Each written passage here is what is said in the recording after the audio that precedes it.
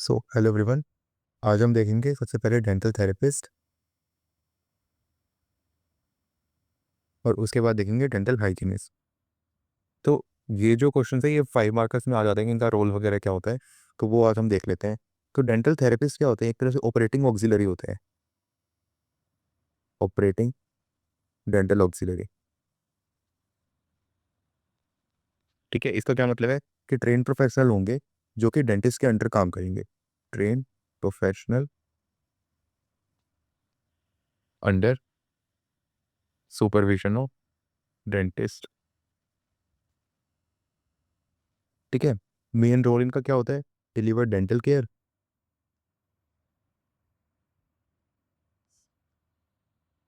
Mainly preventive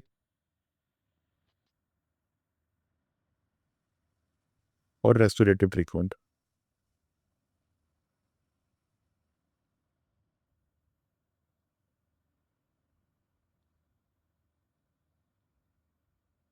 तो इसके हम रोल एंड सुपरविजन के बारे में देख लेते हैं सबसे पहले।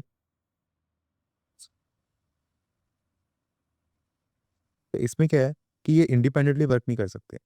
कान वर्क इंडिपेंडेंटली। ठीक है, इनको किसी डेंटिस्ट के अंडर ही काम करना पड़ेगा। किसी डेंटिस्ट के सुपरविजन के अंडर इनको काम करना पड़ेगा। ठीक है, और ये एक्सटेंट ऑफ सुपरविजन किन चीज़ों पर डिपेंड करता है कि कितना ज़्यादा स्किल्ड है अपना हाइजीनिस्ट और कितना एक्सपीरियंस है उसको। Extent of supervision depend on experience and skill. ठीक है, यानी कि कोई हाइजीनिस्ट अगर कम एक्सपीरियंस है तो उसको ज़्यादा सुपरविजन की ज़रूरत पड़ेगी। अगर कोई ज़्यादा एक्सपीरियंसड है तो उसको कम सुपरविजन की ज़रूरत पड़ेगी। ठीक है, और फिर उसके बाद रिवर्सिबल प्रोसीजर भी कर सकते हैं। Carry out reversible procedure. Reversible procedure क्या होते हैं? जैसे कि फ्लोराइड एप्लीकेशन हो गया। ठीक है, इसके अलावा इरिवर्सिबल भी कर सकते हैं,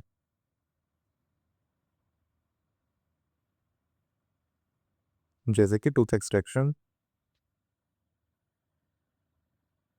लेकिन ये इंडोडोंटिक जैसे इंडोडोंटिक ट्रीटमेंट जो होते हैं वो नहीं कर सकते,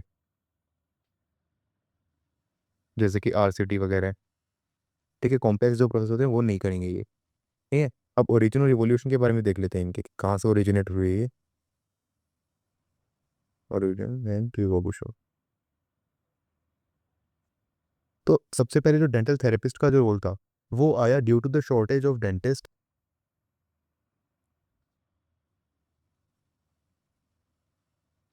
इन स्कूल हेल्थ सर्विसेज। यानी कि स्कूल हेल्थ सर्विसेज में डेंटिस्ट की शॉर्टेज हुई तो उसलिए हमने मतलब उस टाइम पे डेंटल जो थेरेपिस्ट है वो एक नई एक तरह से ब्रांच निकल के आई। फिर उसके बाद क्या हुआ? न्यूजीलैंड जो था, न्यूजीलैंड जो कंट्री थी उसमें सबसे पहले स्कूल डेंटल नर्स मॉडल आया था। ठीक है, स्कूल डेंटल नर्सेज जो थी वो स्कूल्स में प्रेजेंट हुई न्यूजीलैंड में सबसे पहले। और ठीक है, ये बहुत ज़्यादा सिमिलरिटी टू द थेरेपिस्ट। और ये स्कूल जो चिल्ड्रन थे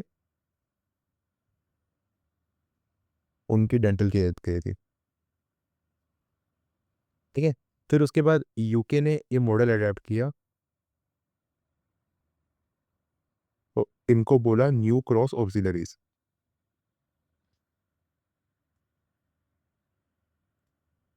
ठीक है, 1962 में। और फिर उसके बाद 1979 में इनको डेंटल थेरेपिस्ट काम दे दिया। अब यूके और Australia, Hong Kong, Singapore, Vietnam, Tanzania, इन सब कंट्रीज में डेंटल थेरेपिस्ट देखने को मिलती है। और उसके अलावा हमें मतलब अलग अलग कंट्रीज में अलग अलग रोल होता है। और ठीक है, और कितना स्कोप है कि वो क्या क्या प्रैक्टिस कर सकते हैं अलग अलग कंट्रीज में, वो भी अलग अलग है। ठीक है, अब मेनली स्कोप क्या है, क्या क्या काम कर सकती हैं वो? Scope of work. तो एक तो डायग्नोसिस कर सकती हैं वो dental caries.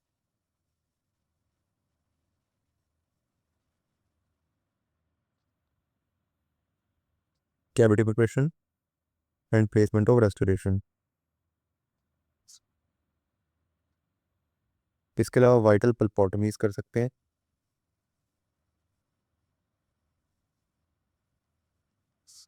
In primary teeth, इनकी जो पेसिडस टीथ होते हैं उनमें होगा यूजिंग रबर डैम।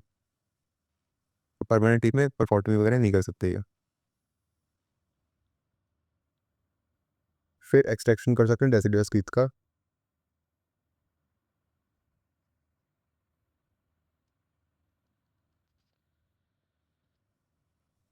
और रेडियोग्राफ ले सकते हैं,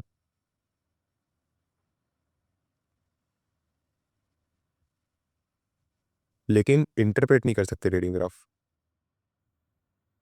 इंटरप्रेट रेडियोग्राफ्स।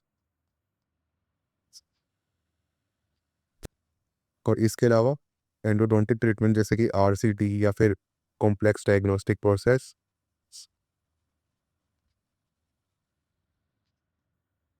या फिर ट्रीटमेंट प्लानिंग ये नहीं कर सकते।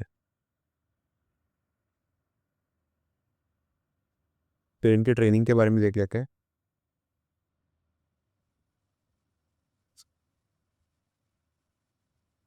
तो ट्रेनिंग इनके होते हैं 2 ईयर की, 2 ईयर की। और इसमें बहुत थ्योरी भी होते हैं इनके और क्लिनिकल प्रैक्टिस, जिसमें इनको डायग्नोसिस, रेस्टोरेशंस, एक्सट्रैक्शंस और प्रिवेंटिव केयर सिखाया जाता है। तो डेंटल थेरेपिस्ट के बारे में इतनी डिटेल दी हुई है बुक में, तो इतना एग्जाम में लिखा होगा तो आप बहुत